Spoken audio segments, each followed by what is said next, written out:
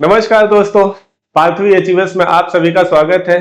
दोस्तों, जो हम लोगों ने एक सीरीज शुरू करी है UPSI previous year question paper की, उसी क्रम में आज मैं अपनी अगली क्लास लेकर के आया हूं, जो 23 नवंबर 2021 के कुछ अच्छे सवाल पूछे हुए सवाल हैं, जो आपके हर एक एग्जाम में यूपीएसआई 2021 में पूछे गए हैं।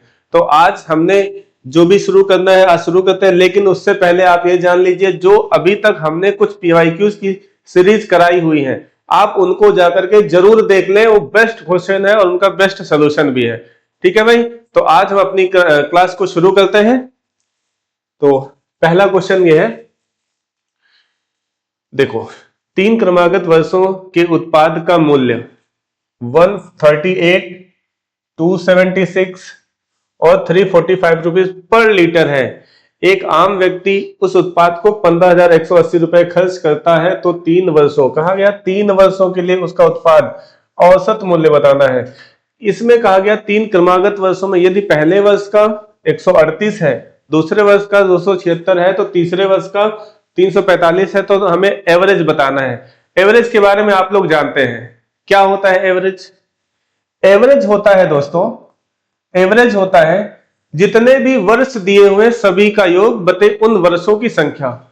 इन वर्षों में जो भी मूल्य दिया हुआ है, क्या दिया है? 138 जो कि प्रथम वर्ष का है, 276 जो कि दूसरे वर्ष का है, और 345 जो कि तीसरे वर्ष का है। इन सभी का डिवाइड बाई कितने वर्ष हो गए? 3 वर्ष। तो काट लेंगे इसको हम लोग और यही हमारा एवरेज हो जाएगा। तो काट देंगे इसको, तो क्या हो जाएगा? देखो, या तो इनको सभी को जोड़ करके बाद में काटिए, या फिर यहीं पर काट दीजिए। काट देते हैं, यहां से देखते हैं। 3 चौक 12, 3 छंग 18, 3 नमा 27, 3 दूना 6, 3 एकम 3, 3 एकम 3, 3 पछे 15। तो यही हमारा औसत हो जाएगा। इसको जोड़ देंगे, 6 2 8, 8 5 13 का 3 हासिल आया 1, 9 4 13, 13 1 14, 14 1 15 के 5 हासिल आया 1, 1 1 2, 253। यानी उन सभी 3 वर्षों का औसत कितना हो जाएगा? औसत मूल्य, एवरेज प्राइस क्या हो जाएगा आपका? एवरेज प्राइस हो जाएगा आपका 253 रुपीज। Option number second. ठीक है भाई, समझ में आया? बहुत अच्छी बात है। अगले सवाल पर आते हैं। अगला सवाल क्या है? देखो, अविनाश और भुवनेश, क्या कहा गया है? अविनाश और भुवनेश 8:5:8 के अनुपात में कुछ धनराशि निवेश करके एक साझेदारी व्यापार आरंभ करते हैं। राकेश 6 महीने बाद भुवनेश के समान धनराशि का निवेश करके उसके साथ शामिल हो जाता है। अविनाश, भुवनेश और राकेश की धनराशि के लाभ को 1 वर्ष के अंत में किस अनुपात में बांटा गया है? दोस्तों समझिएगा, पार्टनरशिप का ये सवाल है। पार्टनरशिप में आपको पता होना चाहिए, जिस अनुपात में पैसा लगाया जाता है उसी अनुपात में पैसा बांट लिया जाता है, प्रॉफिट को। तो यही पूछा गया है कि लाभ को 1 वर्ष के अनुपात में, कि 1 वर्ष के बाद में किस अनुपात में बांटा जाएगा। तो 3 लोग हैं, बात कर लेते हैं कौन कौन है। अविनाश है, भुवनेश है और राकेश है। अविनाश और भुवनेश ने 8:5 के अनुपात में पैसा लगाया है, और जो राकेश 6 महीने बाद आ रहा है वो भुवनेश के समान ही पैसा लगाता है, लेकिन 6 महीने बाद। तो भाई ये तो 6 महीने के बाद आएगा, तो केवल और केवल 6 महीने के लिए आएगा। ये पूरे समय के लिए रहेगा, यानी 12 वर्ष के लिए रहेगा, और ये भी 12 वर्ष के लिए रहेगा। तो यही इनका पैसा लगाने का अनुपात हो जाएगा। काट देंगे इसको, ये 6 से कटेगा, 6 6 दूनी 12, 6 दूनी 12। ठीक है ना? तो इसको जब सॉल्व करेंगे तो 8 दूनी 16 अनुपात 5 दूनी 10 अनुपात 5, यही हमारा क्या हो जाएगा? पैसा लगाने का रेशियो।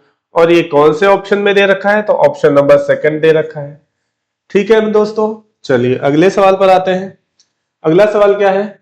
अगला सवाल ये क्वेश्चन कहा गया है कि बताइए 770 तक, यानी 770 तक कितनी संख्याएं जो 3 और 5 दोनों से विभाज्य होंगी। तो भाई अगर कोई संख्या 3 से भी डिवाइड है, 5 से भी डिवाइड है, तो वो जरूर निश्चित रूप से 15 से भी डिवाइड होगी। बोलो हाँ कि ना? 15 से भी अगर डिवाइड हो रही है तो भाई हम देख लेते हैं। इस 770 को अगर हम डिवाइड करें 15 से तो क्या भागफल आएगा? तो आप कहोगे 15 पछे 75। अगर यहां से भाग करते हैं 770 को 15 से तो आप कहोगे 15 पछे 75। कितना बचेगा? 2 बचेगा और यहां पर 20। अभी एक बार और भाग हो जाएगा तो आप कहोगे सर 51 संख्याएं ऐसी हैं जो 3 और 5 से पूरी तरीके से निश्चित रूप से विभाजित होंगी। आई बात समझ में? बहुत अच्छी बात है। अगले सवाल पर आ जाओ। अगले सवाल में कहा है ज्योमेट्रिकल सीरीज का एक क्वेश्चन है। ज्योमेट्रिकल सीरीज का एक क्वेश्चन है जिसमें आपको इनका योगफल बताना है। ज्योमेट्रिकल सीरीज में आप लोग जानते हैं क्या होता है। ज्योमेट्रिकल सीरीज इनके जो नंबर्स होते हैं ग्रेजुअली बढ़ते चले जाते हैं। तो यहां पर अगर देख लिया जाए तो आपका जो प्रथम पद है जिसे हम लोग a कहते हैं हो जाएगा 3/4। जो कॉमन रेशियो है जिसे r हम कहते हैं, हिंदी में से सार्व अनुपात भी बोलते हैं। क्या बोलते हैं? सार्व अनुपात भी बोल देते हैं भाई। वो क्या होता है? Ratio, common ratio. क्या होता है? सेकंड नंबर को फर्स्ट नंबर से डिवाइड कर दिया जाए। ठीक है भाई, सेकंड नंबर को फर्स्ट नंबर से डिवाइड किया जाए तो आप कहोगे 3/16। इसको डिवाइड किया जाएगा 3/4 से, यानी कि अब क्या हो जाएगा? अगर डिवाइड करेंगे, दो भिन्नों को डिवाइड करते हैं तो दूसरी भिन्न पलट जाती है। तो ये क्या हो जाएगा? 3/4 पलट के हो जाएगा 4/3। ये 3 कट जाएगा, ये हो जाएगा 4। तो आपका जो रेशियो है वो हो जाएगा 1/4। अब ये क्योंकि r से 1 से कम है तो ये जो हमारा Sn हो जाएगा, क्या हो जाएगा? a ब्रैकेट में 1 minus r⁴n upon 1 minus r। इसी फॉर्मूले में रख देंगे तो हमारा सोल्यूशन मिल जाएगा। देखो a कितना दे रखा है? a है 3/4, लिख देते हैं ब्रैकेट में 1 माइनस 1/4 और इसकी पावर n अपॉन 1 माइनस 1/4। जब इसको आप सॉल्व करोगे भाई तो ये क्या हो जाएगा? 4 से यहां जाएगा, 4 में से 1 जाएगा, 3 बचेगा और ये 3/4 इस 3/4 को पूरी तरीके से काट देगा। तो बचेगा मेरे पास, क्या बचेगा? हमारे पास सिर्फ बचेगा 1 माइनस 1/4 और इस पूरे की पावर n। किस ऑप्शन में है देख लो जरा, ऑप्शन नंबर 3। अच्छा ये n है भाई, ये सभी जगह पर n है। ठीक है, तो ऑप्शन नंबर 3 इसका आंसर हो जाएगा। बात समझ में आई? बहुत अच्छी बात है। अगले क्वेश्चन पर आ जाते हैं। एक रेलगाड़ी 92 किलोमीटर पर आवर की गति से बिलासपुर से अमृतसर जाती है। मान लिया जाए ये बिलासपुर है और यहां से जाती है कहां? अमृतसर। और अमृतसर से ये यहां से जाती है 92 किलोमीटर पर आवर और यहां से आती है 94 किलोमीटर पर आवर। यहां से यहां और यहां से यहां आने में कुल टाइम कितना लग रहा है? टाइम लग रहा है 186। तो हमें इस दोनों के बीच की दूरी बताना है। टोटल टाइम का फॉर्मूला क्या होता है? डिस्टेंस के फॉर्म में। तो आप कहोगे सर d बराबर x y upon x plus y into total time. ये एक फॉर्मूला है जिससे हम अपना डिस्टेंस निकाल सकते हैं। देखो भाई कितना आसान है। x क्या है? जाने वाली चाल यानी कि 92। y क्या है? वापस आने वाली चाल यानी कि 94। इन दोनों को ऐड कर देंगे तो 92 प्लस 94 इंटू टोटल टाइम कितना दे रखा है भाई? 186 घंटा, 186 आवर। तो यहां से देखा 4 2 6 9 2 9 9 18, ये पूरा इससे कट जाएगा तो बचेगा क्या? 92 इंटू 94। ठीक है, तो यहां से सॉल्व कर लेते हैं। इसका मल्टीप्लाई कर लेंगे। देखो दो अंकों का जो मल्टीप्लाई है कैसे सॉल्व करते हैं आपको पता होना चाहिए। देखो 4 दूनी 8, 4 9 36, 9 दूनी 18, 18 और 36 कितना हो जाएगा? 54 के 4 हासिल आया 5, 9 9 81, 81 5 86, यानी 8648। 8 is 648 आंसर ऑप्शन नंबर 4 में है। तो ये इसका आंसर हो जाएगा। क्लियर हुई बात? समझ में आ गया होगा अच्छे से। अगले क्वेश्चन पे आते हैं। अगला क्वेश्चन क्या है? एक पाइप एक टैंक को 60 मिनट में खाली कर सकता है, बी उसे 90 मिनट में भर सकता है, सी उसे 120 मिनट में भर सकता है। ठीक, चलो देख लेते हैं। एक ए जो इसे खाली कर रहा है 60 मिनट में, बी इसे भर रहा है 90 मिनट में, और सी इसे भर रहा है 120 मिनट में। तो आप इन तीनों का एलसीएम ले लीजिए, वही हमारी इस टंकी की क्षमता हो जाएगी। तो आप कहोगे इन तीनों का एलसीएम हो जाएगा 360, डिवाइड करेंगे 6 छंग 36, 9 चौक 36, 12 तिया 36। बी 4 भरेगा, सी 3 भरेगा, दोनों मिलकर के कितना भरेंगे एक समय में 7, लेकिन उसी समय जो ए है 6 खाली कर देगा। तो रिजल्ट क्या मिलेगा जब तीनों एक साथ चलेंगे? तीनों साथ चलेंगे, तीनों साथ में क्या होता है? आप कहोगे सर एक पानी भरता है, लेकिन भरना कितना है? 360। तो 360 के लिए क्या हो जाएगा भाई? 360 के लिए इसको 3 से डिवाइड कर देंगे, 360 को 1 से डिवाइड कर देंगे, वही हमारा आंसर हो जाएगा। यानी ऑप्शन नंबर सेकंड इसका आंसर। ठीक है, चलो अगले सवाल पे आ जाते हैं। अगला सवाल क्या है? मैथमेटिकल ऑपरेशन का। मैथमेटिकल ऑपरेशन का ये क्वेश्चन है जिसमें कहा गया है ये इनमें से कौन सा इसकी जगह पर प्रतिस्थापित किया जा सकता है। तो आप देखो जरा, इक्वल का साइन सबसे लास्ट में, तो यहां पर तो इक्वल ही आना चाहिए, बिल्कुल सही। तो आप यहां पर इन सभी का कौन सा कॉम्बिनेशन बना करके 43 ला सकते हैं? तो यहां से अगर मैं इसको गुणा करूं और फिर ये नंबर को जोड़ दूं तभी जाकर के 43 आ सकता है। देखो 13 दूना 26, 26 6 7 33 10 43, यानी कि इक्वल गुणा और प्लस, इक्वल गुणा और प्लस ऑप्शन नंबर सेकंड में है, तो यही इसका आंसर हो जाएगा। बोलो भाई, ठीक है अगले सवाल पे आओ। अगला सवाल क्या है? ये रहा, ये भी हमारा सिंप्लीफिकेशन का क्वेश्चन है जिसमें से कहा है यदि under root 12.96, under root 29.16, under root 7.29, ये इतना दिया हुआ है, इसको सिंप्लीफाई करना है। तो आपको पता है ये 1296 किसका स्क्वायर रूट आता है? आप कहोगे सर ये होता है 3.6 का। ठीक है, चलो ये हमारा क्या है? इनटू अंडर रूट 29.16 दिया हुआ है। अच्छा 2916 किसका अंडर रूट होता है? ये हमें अगर पता चल जाए तो देखो कैसे पता चलेगा। देखो अगर मैं 50 का स्क्वायर करता हूं तो ये हो जाएगा 2500, और अगर मैं 55 का स्क्वायर करता हूं तो ये क्या हो जाएगा? 25 5 का 30। ये जो नंबर है 2916 इन दोनों के बीच में है, बोलो भाई, और इकाई अंक कितना है? 6, तो निश्चित तौर पर ये कितना हो जाएगा? 5.4।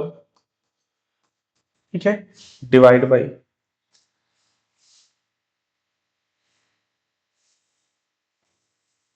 चलो आगे देखो।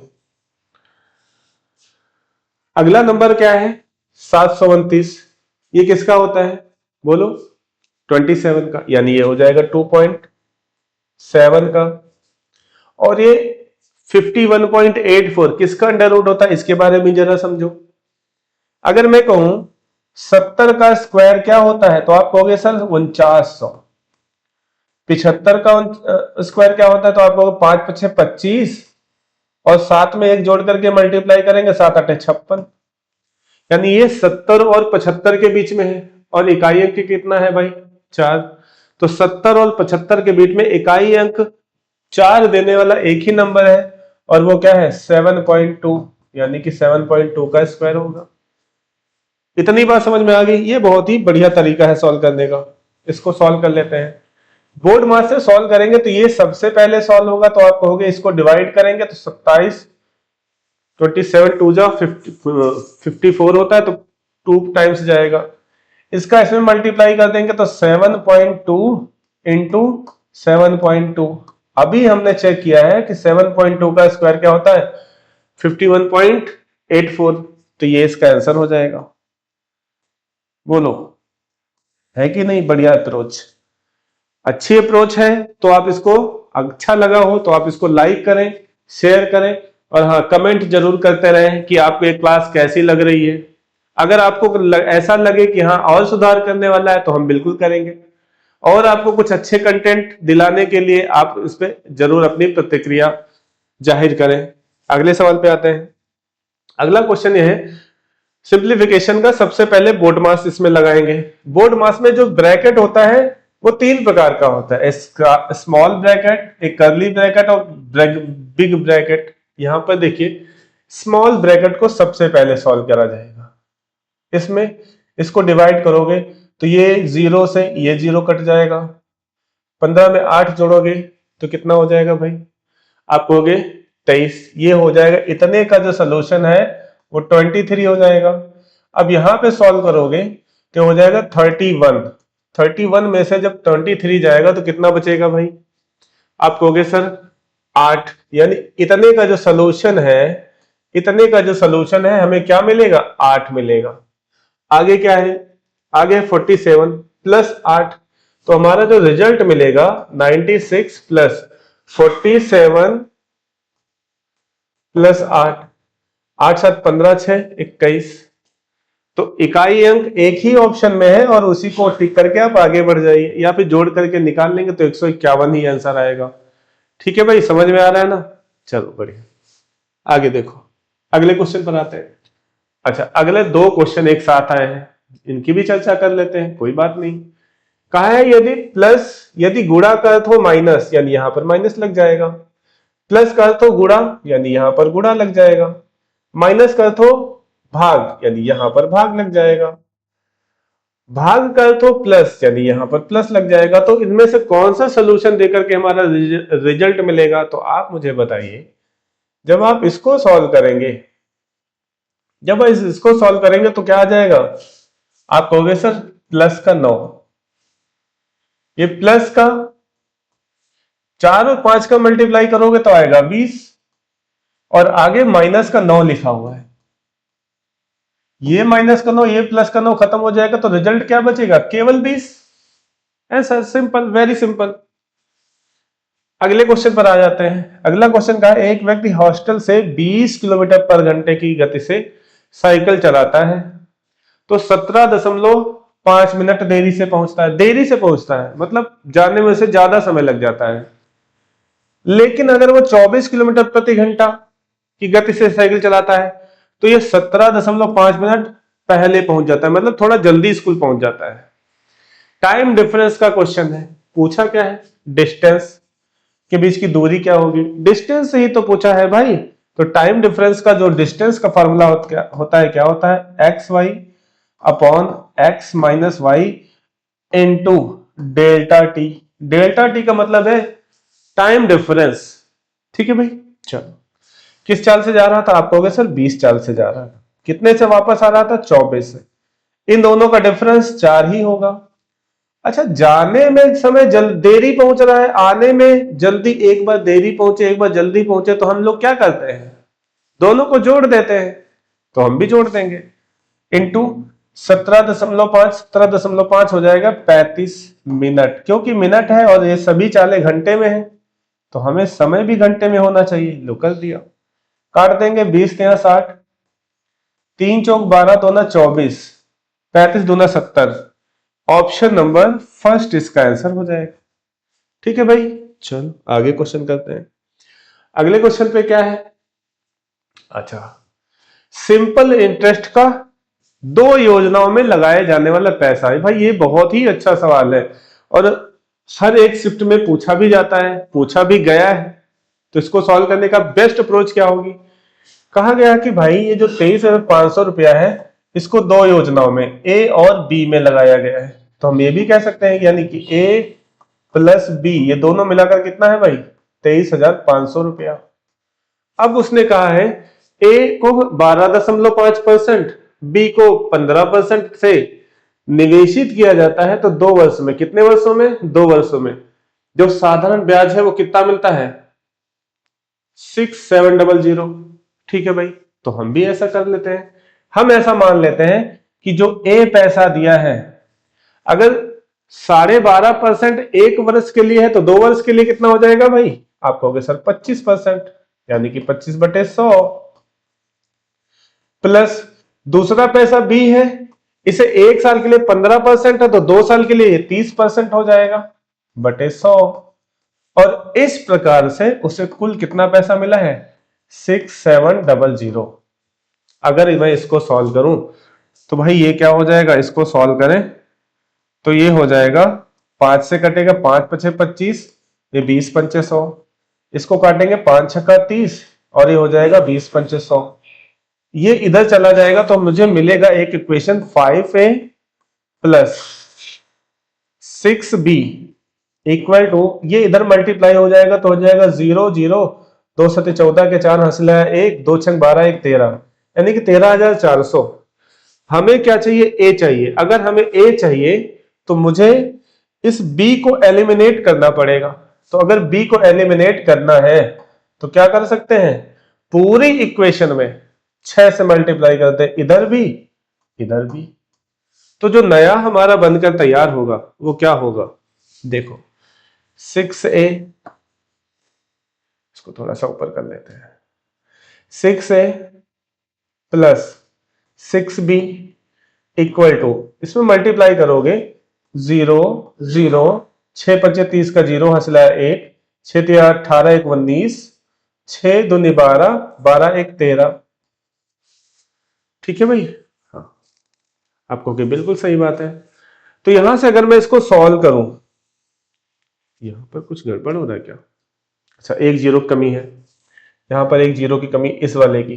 ठीक, इसको सॉल्व करेंगे। अगर मैं इसको माइनस कर देता हूं, मतलब बड़े में से छोटा घटाऊंगा तो ये पूरा कट जाएगा, 6 में से 1 जाएगा तो बचेगा a इक्वल्स टू 0 से 0 0 0 से 0 0 0 से 0 0। ठीक है, हाँ यहां पर अगर मैं इसको माइनस करूं, ना ना ना ना, एक मिनट कुछ गड़बड़ हो गया भाई,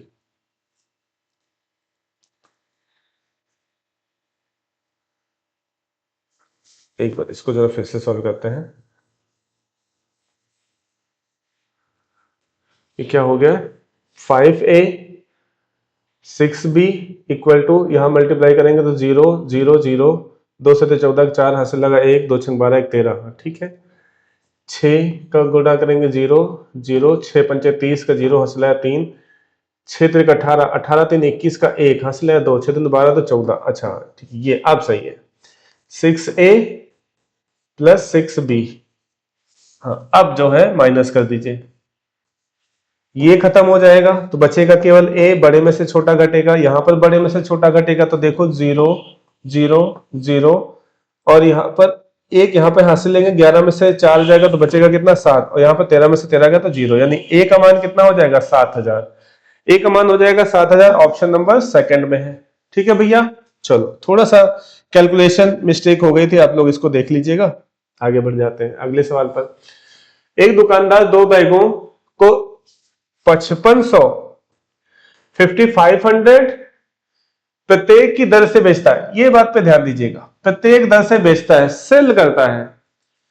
एक पर उसे 25% का क्या होता है लाभ और दूसरी पर 25% का हानि। आप देखो ऐसे सवालों को, अगर कुछ ऐसा दिया हुआ है कि अगर सेल करने पर अगर प्रॉफिट परसेंट इक्वल है लॉस परसेंट का, तो ऐसी कंडीशन में आप जान लीजिए कि दुकानदार को केवल और केवल लॉस ही होगा।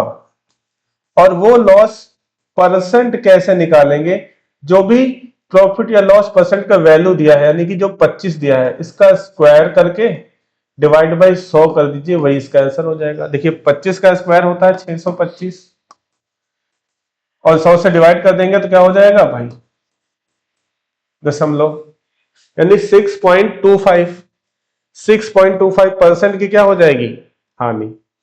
ठीक है, अगले सवाल पे आ जाओ। 4 अंकों की वह न्यूनतम संख्या ज्ञात कीजिए जिसे 8 9 16 18 और 24 से विभाजित करने पर शेषफल कितना दे रहा है 7 दे रहा है। शेषफल 7 दे रहा है और वो संख्याएं सभी क्या हो रही हैं, अगर इतने से डिवाइड करने पर शेषफल 7 दे रहा है। तो भाई अगर कोई संख्या है वो इन सभी संख्याओं से डिवाइड हो रही है तो वो संख्या 9 से भी डिवाइड होगी। 9 बड़ा ही प्यारा नंबर है, जिसके अनुसार हम अपना डिजिटल सम भी लगा सकते हैं। डिजिटल सम, अच्छा डिजिटल सम क्या होता है? डिजिटल सम के बारे में आप लोग जानते हैं, यदि किसी संख्या का डिजिटल सम 9 आ जाए तो वो संख्या 9 से डिवाइड होगी, है कि नहीं?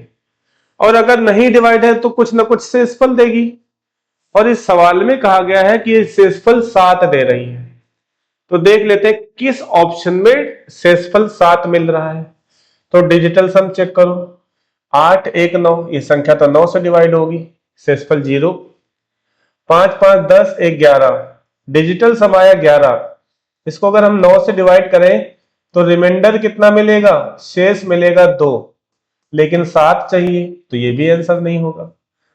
5 6 1 7, डिजिटल में आया 7, और इसको 9 से डिवाइड करेंगे तो यही हमारा शेषफल हो जाएगा, यानी शेषफल कितना मिल जाएगा? 7।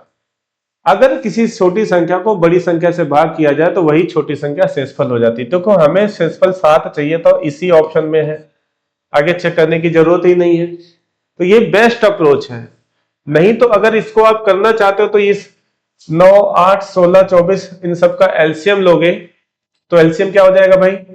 24 सबसे बड़ी संख्या है, उसके बाद इसको और इसको काट देंगे, अगला नंबर ले लेंगे 3, 6 3 18, 24 से 72 और 2, यानी कि 144 इसका एलसीएम हो जाएगा इन सभी संख्याओं का। लेकिन हमें 4 अंकों की सबसे छोटी संख्या देनी है। 4 अंकों की सबसे न्यूनतम संख्या क्या होती है? इसमें भाग दे दो, ठीक है, तो हमारी जो संख्या है वो यही निकल के आ जाएगी। ठीक है।